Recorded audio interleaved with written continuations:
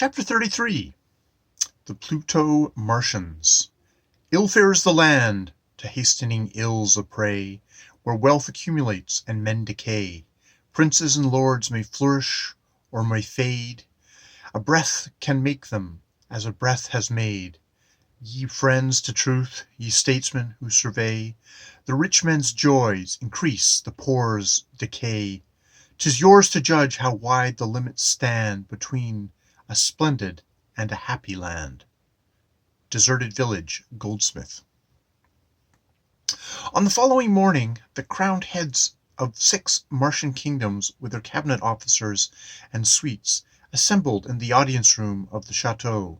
The action of Prince de Bajor in coming to the festival without invitation, and presuming to the highest honor of inaugurating the evening's festivals as escort of the princess, which had been accorded to another, by taking offense at her declination and that of the Princess Loisel, by departing without paying his respects to the Prince, Princess, and Grand Duke of Mandal-Ultima, and above all by exhibiting his petty resentment in firing the artillery of his airships over the grounds of the chateau, were denounced not only as a gross violation of the established rules of court etiquette, but as a flagrant insult to the kingdom and court of Mandal-Ultima. Also, to the royal guests assembled, and requiring a full and ample apology from the court of Sandora Luzon. It was also conceded that the refusal of such satisfaction would necessarily involve the disturbance of all friendly relations existing between the two kingdoms, and eventuate in the recall of their respective corps diplomatique, which, with all unpleasant consequences resulting therefrom, and even place the two kingdoms in the attitude of hostility towards each other. King Polath, Duke Onajar, and Prince Harovian declared that the refusal of ample satisfaction on the part of the King Prohibus would be a sufficient cause bell, and demand an instant appeal to arms on the part of the powers of Mandal-Ultima. King Sharatal and Gustavus dissented from this extreme view, and, accentuated by private and prudential reasons of their own, decided to remain neutral in the event of any hostile demonstrations arising between the two kingdoms. The appearance of the portals, decorated with the royal crests and standards of Sandora Luzon, among those of the other courts in the amphitheatre, was explained by Lord Montalbar, who had charge of the evening's festivities. By some oversight, his lordship was not informed that the name of Prince de Vougeois had been stricken from the list, and had received notice late in the day that the prince and suite were en route and would be present. He had prepared the pavilions and portals accordingly. That the sudden appearance of the prince and suite on the scene was a surprise to the Grand Duke and Prince Altafora, who nevertheless received them with the same honor they had extended to the other royal guests. King Polath and Duke Onagar advanced from their suites and drew near the site of Altheon. "Cousins of Mandal-Ultima," they said, "whatever actions you take in this affair, rest assured shall receive our firm and united support."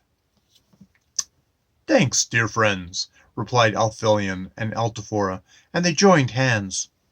"Cousins," said King Sharatal and Gustavus, "we sincerely hope this unfortunate affair, which we so greatly deplore, may not eventuate in any unfriendly relations between yourself and the kingdom of Sandor Luzon." "That depends entirely on the course taken by His Majesty King Probitos, with reference to my demand," replied the Duke Athalion gravely. "And still more upon the course of His Royal Highness with reference to my own request," said Prince Harovian, with a determined expression. "Your Majesties will please bear in mind that this part of the affair is in my hands alone. If this princely scoundrel refuses to make or attempts to evade the apology I demand, I'll challenge him. If he declines, I'll post him everywhere for a coward and a poltroon, and lash the hound with my horsewhip till he begs for mercy wherever I can find him, and any man who interferes, I'll run him through with my rapier." So saying, the prince bowed sweepingly to the assembled kings, nobles, and officers, and his countenance was wreathed in a winning smile. It was well known that of this gay and gallant chevalier that he was a man not to be trifled or interfered with in anything he said or did. Altifor alone excepted, he was the expert swordsman on Mars, and his smile was most sweet, exactly in proportion as he was most dangerous. Martian gentleman. Generally, though jealous in honor, and not sudden and quick in quarrel, they are rather of the Hamlet quality. Rightly to be great, it is not to stir without great argument, but greatly to find quarrel in a straw where honour's at stake. Neither do they resort to the shield of the law for protection from, or redress of personal affronts or injuries.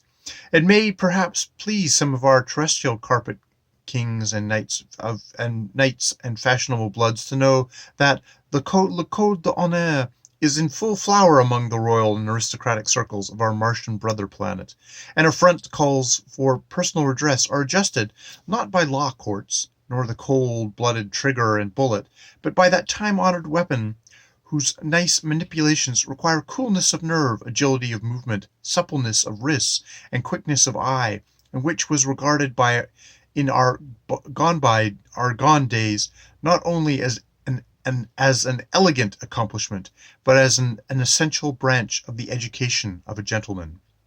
The conference having closed, Dr. Hamoval took me aside. "I will now inform you," said he, "concerning the kingdom of Sandora Luzion and its relations with ours. Just before the destruction of the planet Luzio Avante Duraz, or the Great Shining One, sometimes called Pluto, which took place about 6,000 years ago, and which Asturian and Hertilian have already informed you, many of the royal and noble families, having been forewarned of the coming catastrophe, fled hither in ethervolt fleets. Many were lost in the passage. The survivors landed on our South Pole and were received with great kindness and hospitality by the early Martian races dwelling on the southern hemisphere. Being a far older race than ours, and much farther advanced in knowledge of all kinds, they taught our races many useful arts and inventions.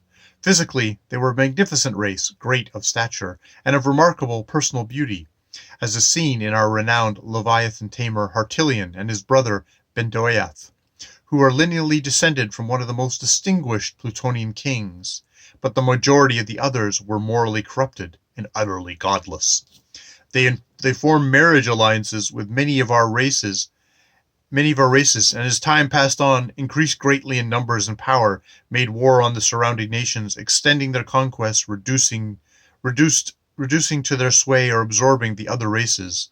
They are now a great nation of mongrels, numbering over 3,000 million and holding the balance of power in the southern hemisphere, except in the lands immediately surrounding the South Pole, which belong to our kingdom.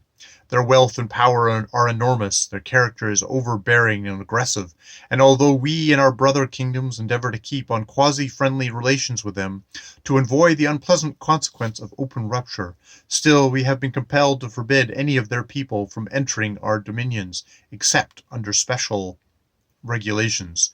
We pure Martians regard intermarriage of our different races with abhorrence. Such alliances are contrary to the laws of God and nature, and produce great deterioration in the original stock and dreadful degeneracy of offspring. The royal ancestors of Hertilian and others who kept themselves pure and intact from the corruption of their Plutonian brethren refused to form these unlawful alliances, were cruelly persecuted and slaughtered by the more powerful mongrel races, and were driven to take refuge with us. Even the few that are left are fast passing away.